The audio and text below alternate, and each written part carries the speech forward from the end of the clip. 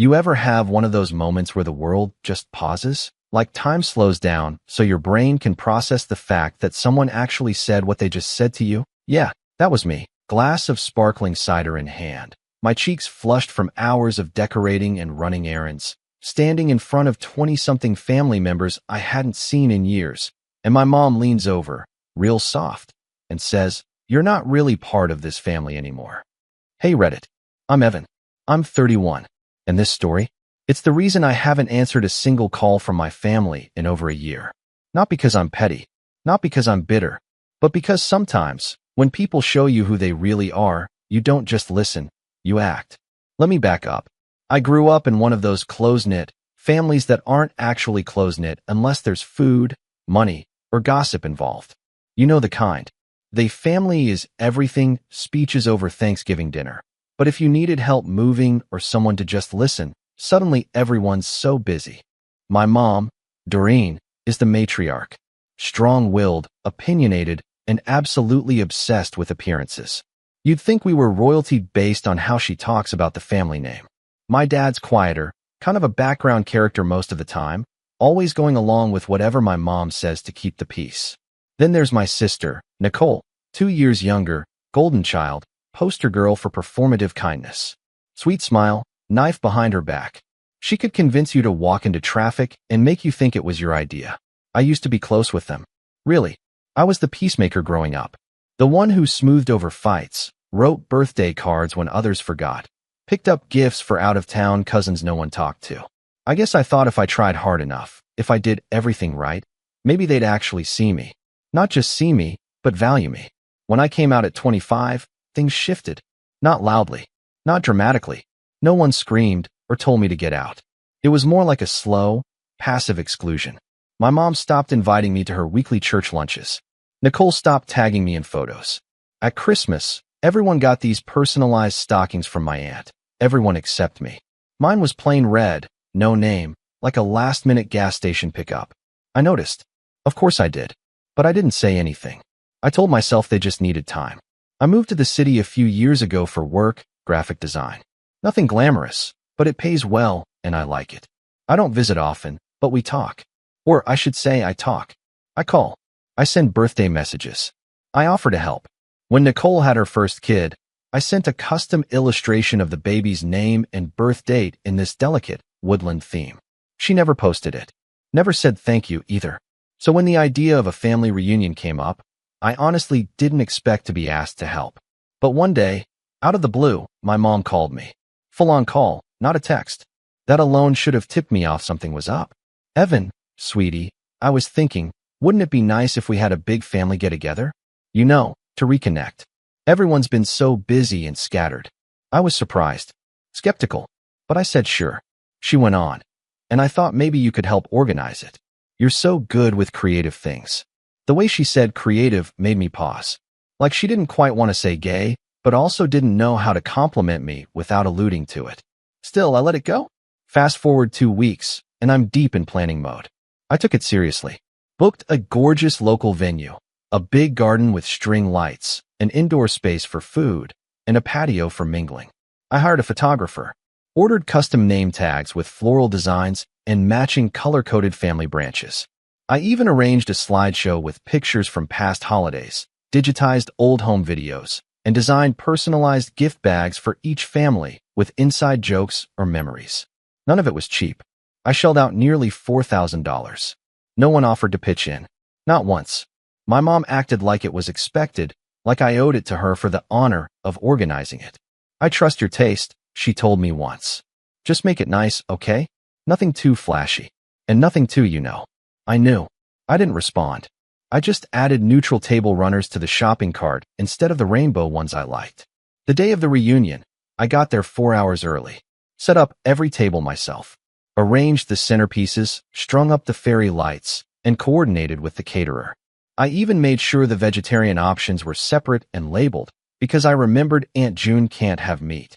Nicole showed up 2 hours late with a Starbucks and said, "Oh, cute.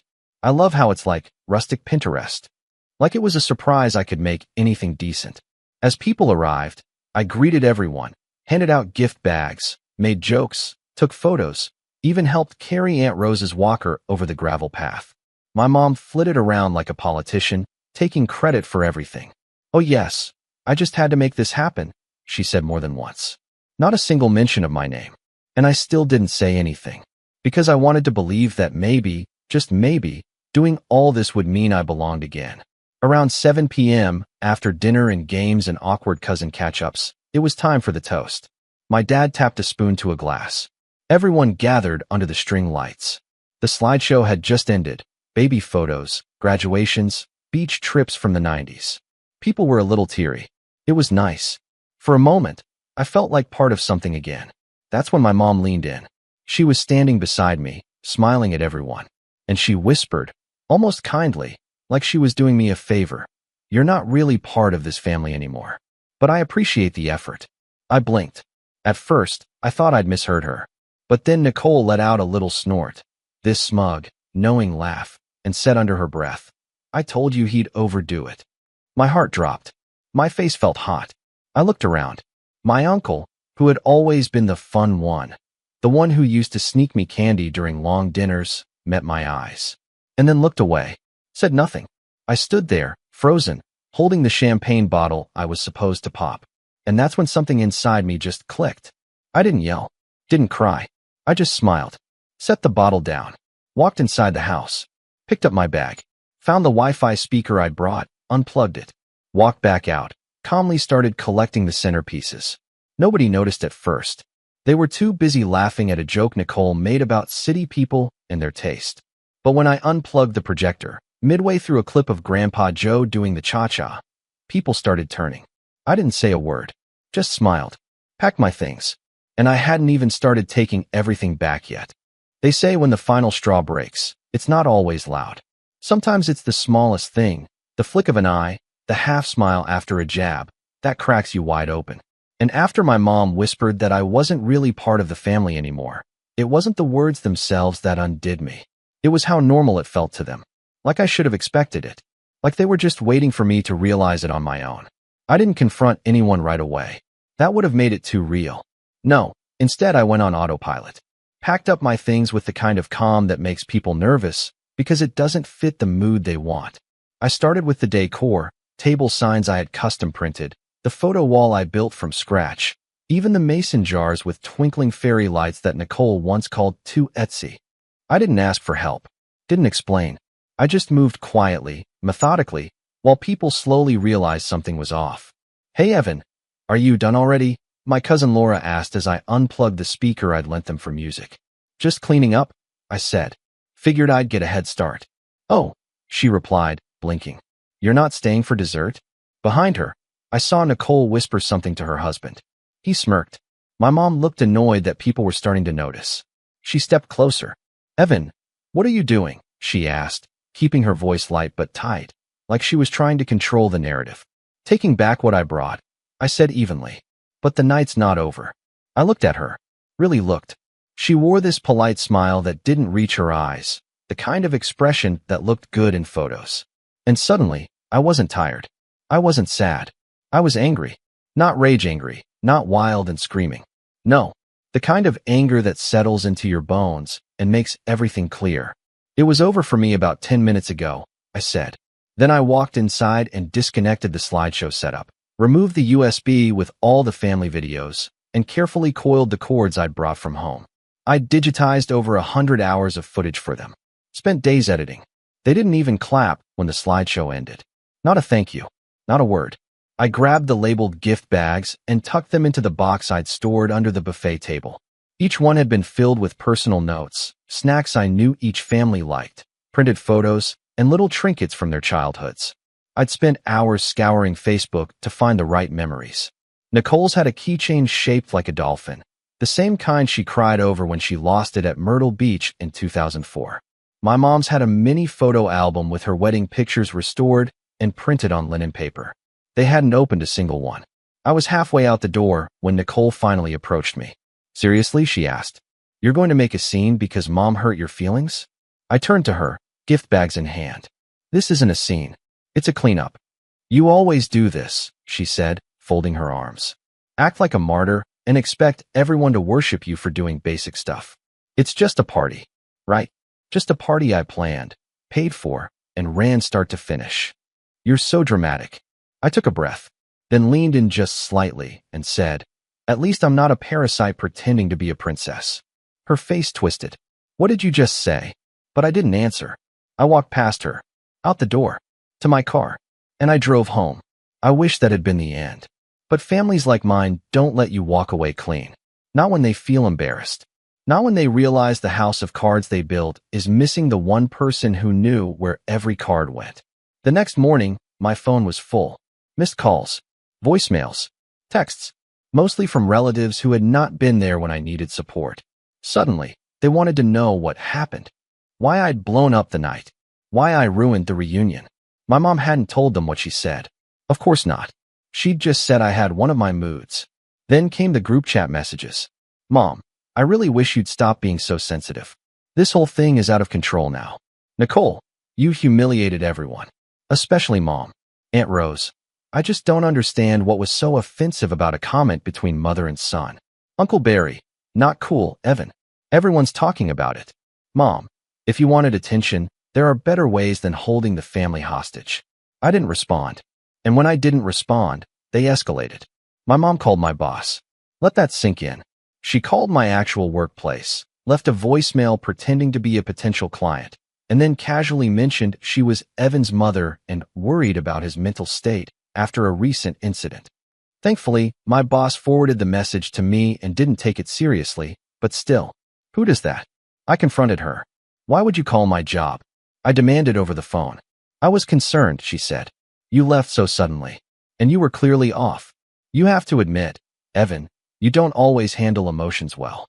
You told people I'm not part of this family anymore. She scoffed. That's not what I said. That's exactly what you said. You're twisting it.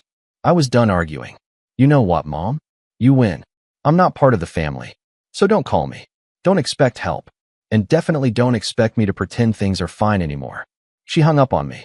Over the next week, word spread that I was estranged. That I had issues. That I'd abandoned the family over nothing.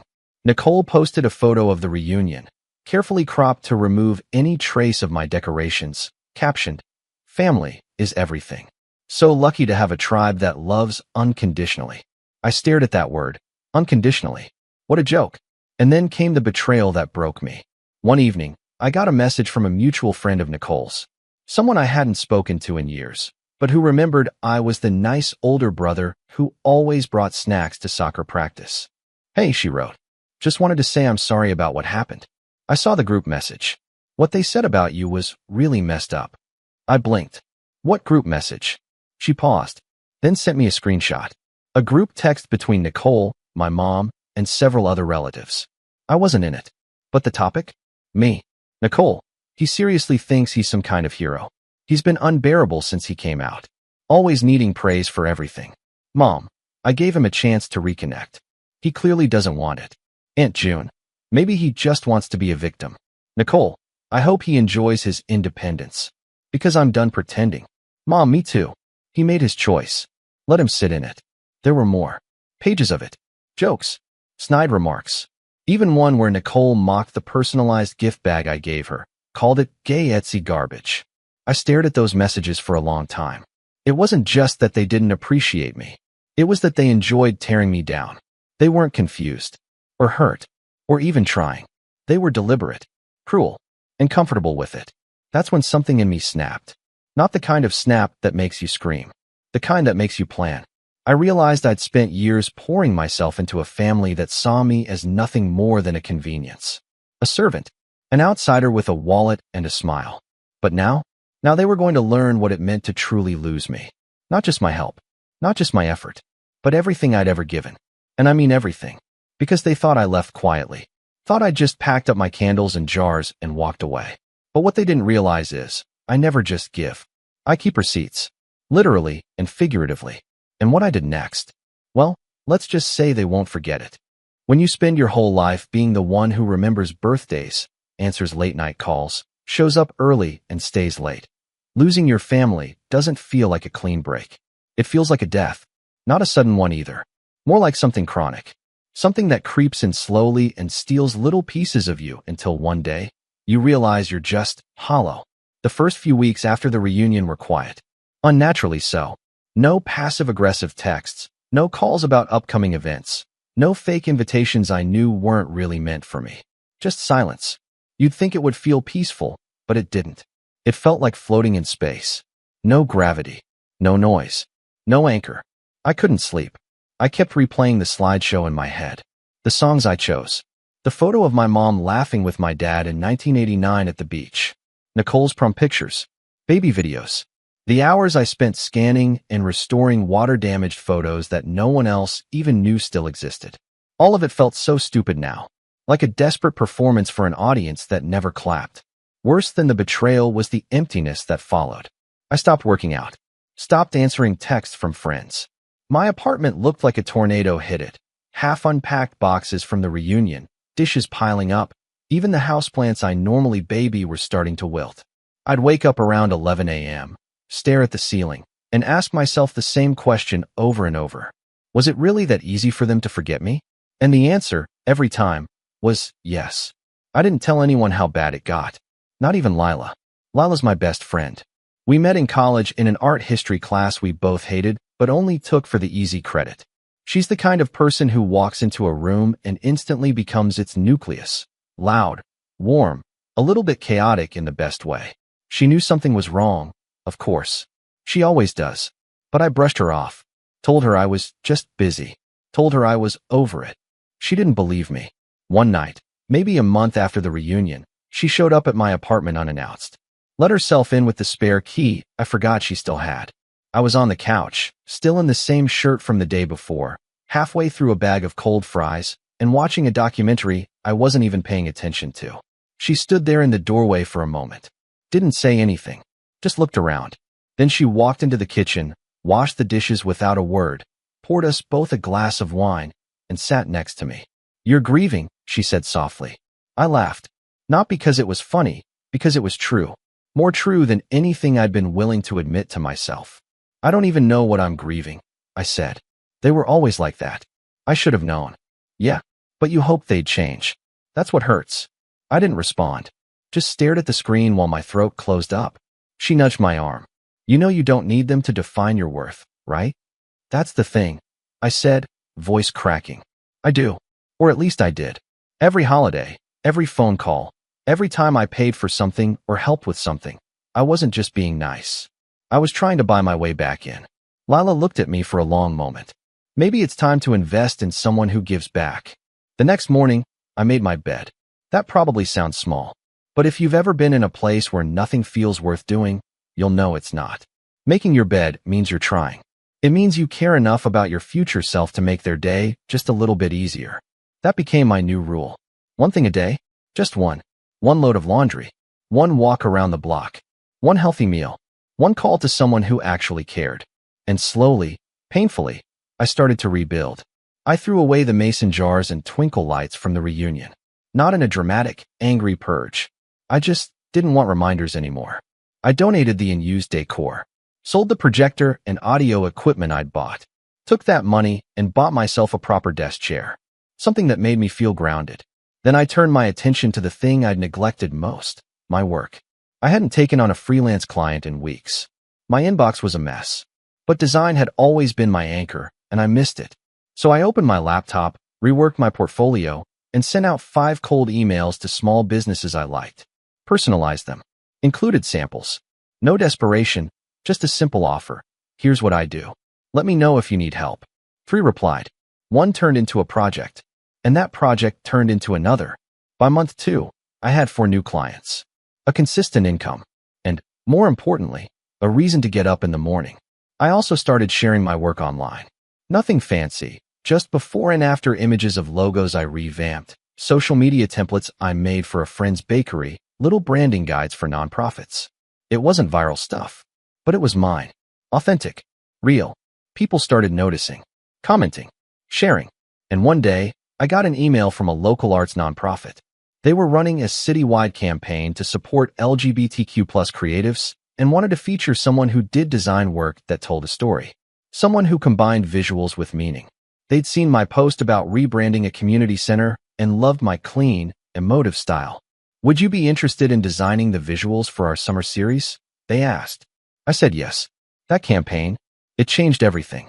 My work was suddenly in galleries, on banners downtown, printed on pamphlets that thousands of people saw. Clients came flooding in, not just for design, but for storytelling. I became the go-to guy for brands who wanted to connect with real people, not just look cool. I even got interviewed for a local podcast. They called me the artist who sees people. I laughed when I heard that, because for most of my life, I just wanted my own family to see me. And now strangers did. Better. Deeper. Lila celebrated every win with me. Took me out for tacos when I landed a new client. Sent me dumb memes when I was stressed. Encouraged me to raise my rates. One night, over drinks, she said, "You know what your family's biggest mistake was? Not realizing you were the glue. Without you, they're just a bunch of people at a table." I smiled. Yeah, but now I'm the glue somewhere else. My phone still buzzed occasionally with texts from relatives I hadn't blocked. Aunt June mostly. Vague messages like, "Hope you're doing okay. We miss you at Sunday dinner. Any chance you'll come to the holiday party?" I never responded. And then, in early spring, something unexpected happened. I got a letter. Not an email. A letter. Handwritten. On floral stationery that I recognized immediately. My mom had used the same design for our graduation cards back in high school. Inside was a single page. "Evan, I know you probably don't want to hear from me, but I wanted to write anyway. Things haven't been the same since the reunion. I miss you." I shouldn't have said what I said. It came out wrong. I was emotional. Nicole misses you too, even if she doesn't say it. I hope we can talk soon. Love. Mom. No apology. No ownership. Just it came out wrong. I sat with the letter for a long time. Reread it. Then folded it back up and slid it into a drawer I no longer open. Because here's the thing they didn't realize. By pushing me out, they set me free. Free from their games. Their silent treatments. Their weaponized guilt. For the first time in my life, I wasn't chasing anyone's approval. I wasn't trying to earn love like it was a prize for good behavior. I was living, fully, unapologetically, and on my terms. But the story doesn't end with me finding peace and riding off into the sunset. Because remember when I said I keep receipts? Yeah, I hadn't forgotten what they did. Not the whispers. Not the smear campaign. Not the group chats that dragged my name through the mud. And I was done being quiet. Because if they thought I'd just vanish after they kicked me while I was down, well, they were about to learn what happens when the glue lets go on purpose. And what I did next? Well, let's just say I gave them exactly what they deserved. They say revenge is best served cold. But honestly, I wasn't trying to be cold. I was just done being warm to people who fed off it and never gave any back. For a while, I didn't even think about getting even. I was too focused on surviving, then rebuilding, then finally, thriving. But success has a funny way of sharpening memories you try to dull. Once you've healed enough to stop hurting, all that's left is clarity. And once I got clear, I realized something. They hadn't just excluded me. They'd mocked me. They used me, erased me, and then twisted the story so I'd look like the unstable one who blew up over nothing. And the only reason they got away with it was because I hadn't fought back.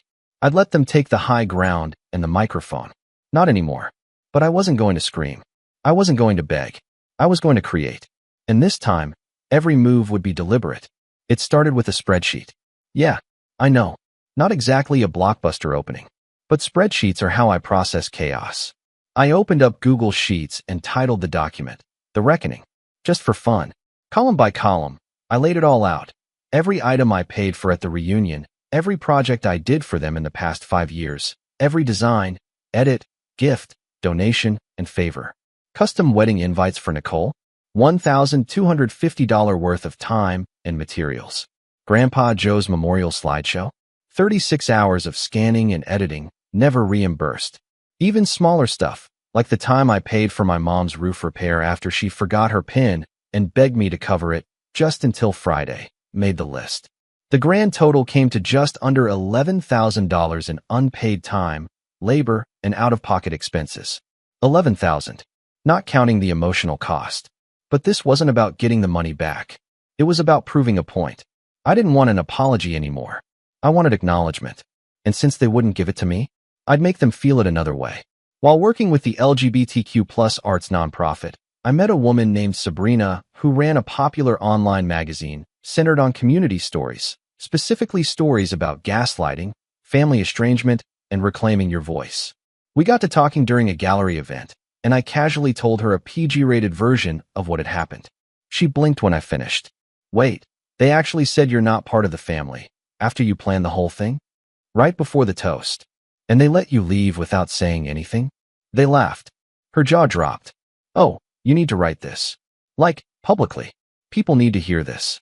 I hesitated. I wasn't trying to go viral. I don't want it to be a pity piece. It won't be, she said. Not if you tell it like it is. And you don't have to name names. But there are so many people out there who think they're crazy for being hurt by stuff like this. If you put it out there, it might help someone. That night, I started writing. Not just the story of the reunion, but everything. Growing up in a house where appearances were everything. Being told I was too sensitive every time I cried as a kid. Coming out and watching the warmth fade from their eyes like I'd committed a crime. Years of giving, hoping, performing. And the final, brutal realization, no matter what I did, it was never going to be enough. It took me a few weeks to get it right. To strike the tone I wanted. Honest, but not angry. Emotional, but not desperate. I sent it to Sabrina, and she published it under a pseudonym. The Ghost at the Family Table. I didn't tag anyone. Didn't even share it on my main account. But the internet has a funny way of finding stories that need to be seen. Within a few days, the piece was everywhere. Thousands of shares. Hundreds of comments. People from all walks of life telling their stories. About families who erased them. About gaslighting. About the grief that comes not from death, but from being alive and unwanted. A few days later, a well-known self-help influencer reposted it with the caption, "If you've ever wondered what silent cruelty looks like, read this." The part about the gift bags broke me. Suddenly, my quiet little essay was blowing up. I started getting messages from strangers thanking me. One woman said she read it while hiding in her car after a fight with her mom. Another said it helped her finally block her toxic brother after years of manipulation. And then, someone from my hometown shared it. That's when things got interesting. My cousin Jared, one of the few I still kind of liked, texted me a screenshot. "Hey, is this you? My friend just posted this on Facebook, and I swear it sounds like what happened at the reunion." I replied with a shrug emoji. He called me. "Bro, I'm not judging you at all. Just tell me, did you write this?" "I wrote a story," I said. Didn't say it was about anyone in particular. Jared was quiet for a second. Then he said something I didn't expect. "I always thought what happened to you was messed up, but I didn't know it was that bad. I'm sorry, man. I should have said something that night." That small moment, it lit a spark in me. Because for the first time, someone on the inside admitted it. And once Jared cracked, others followed. Over the next few weeks, I got DMs from 3 different cousins, one of whom I barely knew. All of them had seen the article. All of them suspected it was me. All of them apologized. And the cherry on top? Nicole's college roommate, who follows me on Instagram from way back, reposted the article on her story and tagged me. Publicly. Suddenly, my carefully veiled anonymity was unraveling. I didn't stop it. Because by now, I had a plan. See, the reunion hadn't just been a social event. I'd taken photos, hundreds of them. Posed, candid, even little interviews with relatives for the slideshow. Most were backed up on my cloud drive. I hadn't looked at them since I left. But now I did. Carefully. Studying each expression, each setup, each moment. And I noticed something interesting. In the final batch of photos, right before the toast, my Uncle Barry is standing behind me, holding a glass of champagne. He's watching my mom whisper to me. The angle's perfect. You can't hear what's being said, obviously, but my reaction is visible. The subtle drop in my smile. The tightness in my shoulders. The way Nicole smirks 2 seconds later. It's all there. I compiled those photos into a private gallery. Then I added a few shots of the decor. The gift bags. The slideshow on the screen. And I wrote captions. Not dramatic ones. Just the facts.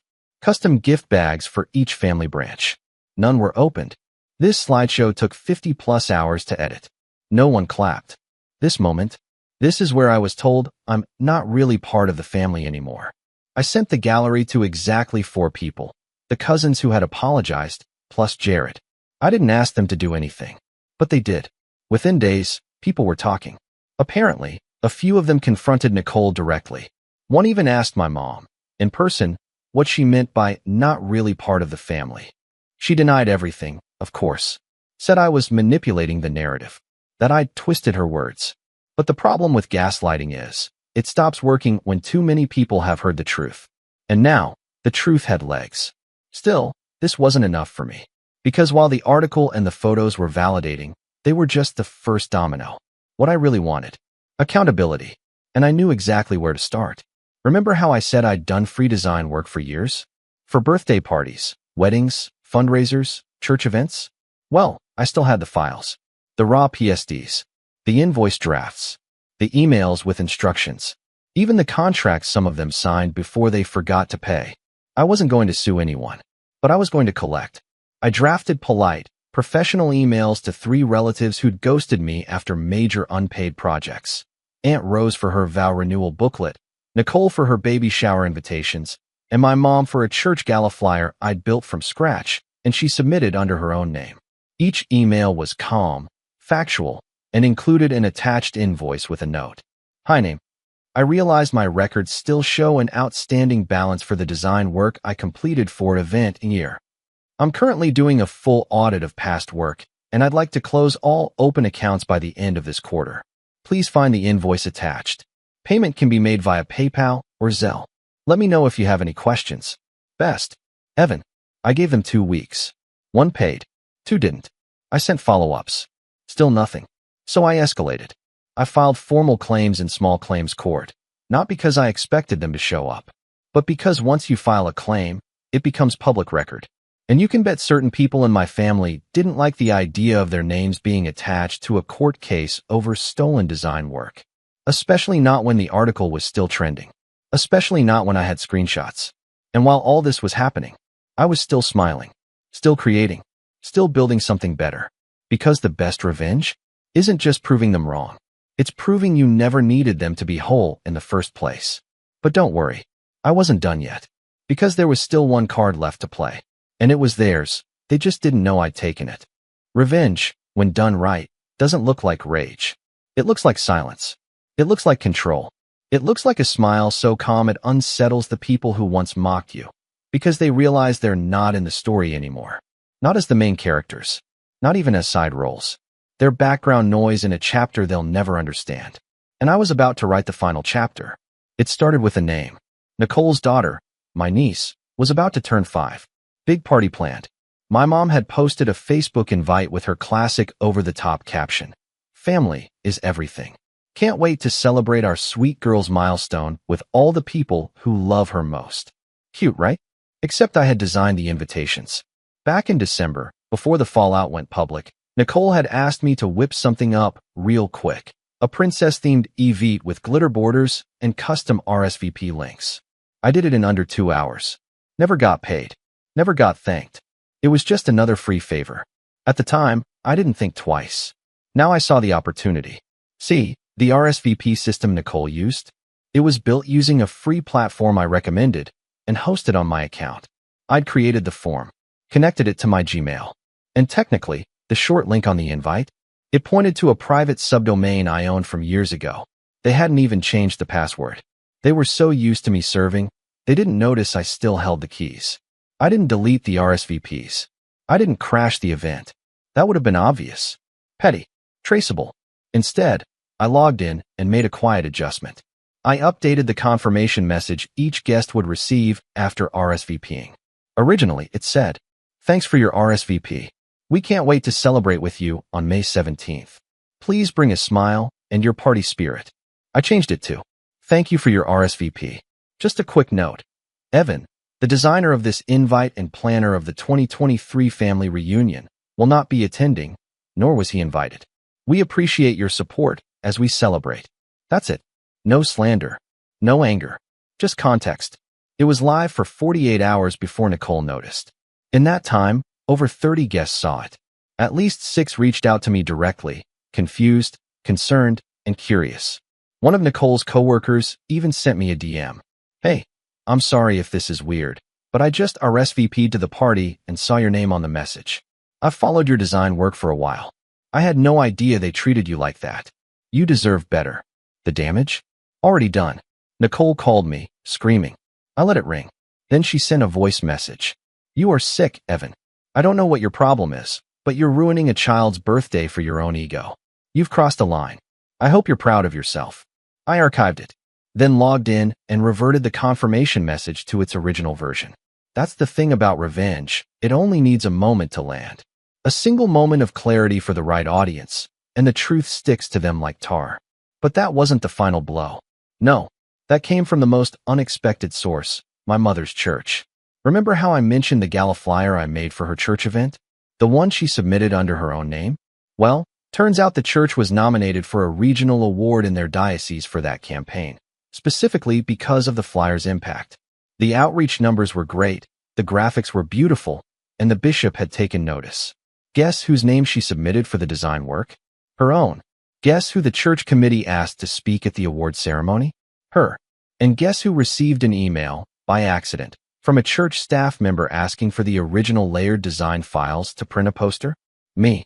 Apparently, they still had my old Gmail in their address book from when I built the flyer. The message was simple. Hi Evan. Hope all is well.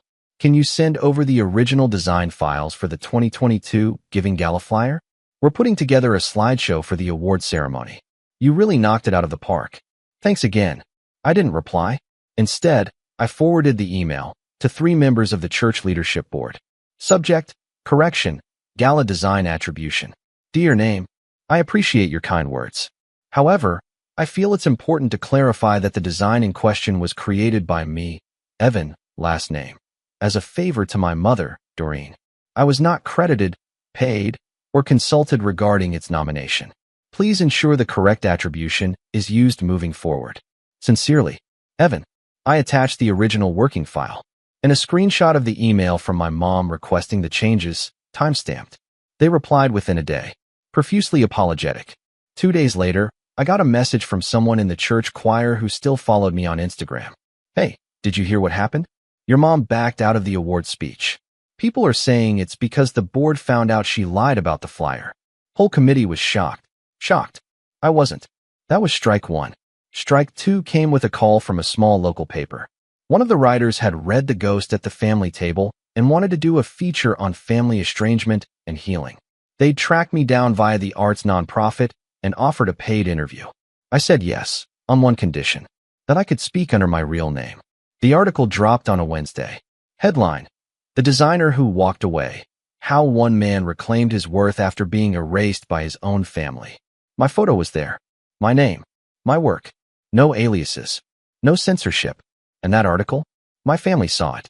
Not just saw it, felt it. I know because my dad, who had said nothing since the reunion, texted me the next morning. I read your article. I don't know what to say. I didn't reply. I didn't need to. Because the final strike wasn't mine. It came from the very people they tried to impress. See, Nicole's husband's company had just applied for a partnership grant with a diversity-focused tech firm. And guess who sits on the advisory board for that firm? One of the directors from the LGBTQ+ nonprofit I worked with. He recognized the last name, pulled up the article, cross-referenced Nicole's LinkedIn, and called it out. Not to me, to them. The grant didn't go through. Apparently, they cited misalignment with core inclusion values.